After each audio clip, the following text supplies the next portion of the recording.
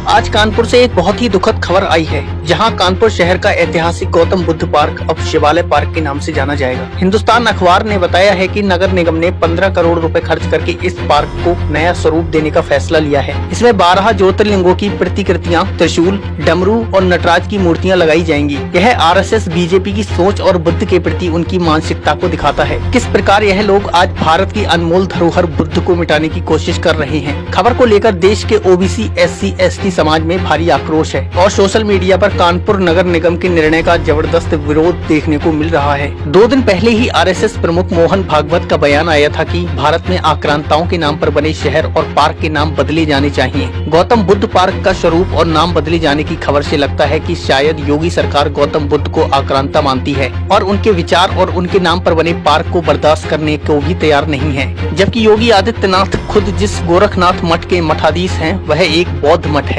देश के 90% लोग प्रत्यक्ष या परोक्ष रूप से बुद्ध के अनुयायी हैं, लेकिन सरकार को इससे कोई फर्क नहीं पड़ता। प्रधानमंत्री नरेंद्र मोदी विदेशों में जाकर गर्व से कहते हैं कि वे बुद्ध की धरती से आए हैं, क्योंकि बुद्ध एक सत्य है, कोई काल्पनिक कथा नहीं। लेकिन विरोधाभास यह है कि उत्तर प्रदेश की योगी सरकार उन्हीं बुद्ध के नाम पर बने पार्क को तोड़कर उसे शिवलिंगों से भर देना चाहती है। यह कदम पिछड़े, दलित, आदिवासी, बहुसंख्यक समाज के आदर्श पुरुष बुद्ध का अपमान है और यह सरकार की बेहोशी और दिशा खोने का सबसे बड़ा प्रमाण है। इतिहास गवाह है कि 1997 में बने बुद्ध पार्क का उद्घाटन शहर की बहुल आबादी की भावनाओं को ध्यान में रखकर किया गया था। यह पार्क केवल मनोरंजन का स्थल नहीं, बल्कि दलित, पिछड़े और आदिवासी बहुसंख्यक समुदाय के लिए एक सांस्कृतिक धरोहर था। अब उसी धरोहर को मिटाकर उसे शिवालय का रूप देना लोकतंत्र और बहुलतावादी समाज की आत्मा पर सीधा हमला है। सरकार का यह कदम न केवल संविधान की धर्मनिरपेक्ष भावना के खिलाफ है, बल्कि यह देश की बौद्धिक विरासत को भी अपमानित करता है। करोड़ों रुपए खर्च कर मूर्तियां खड़ी करने से जनता की समस्याएं हल नहीं होंगी।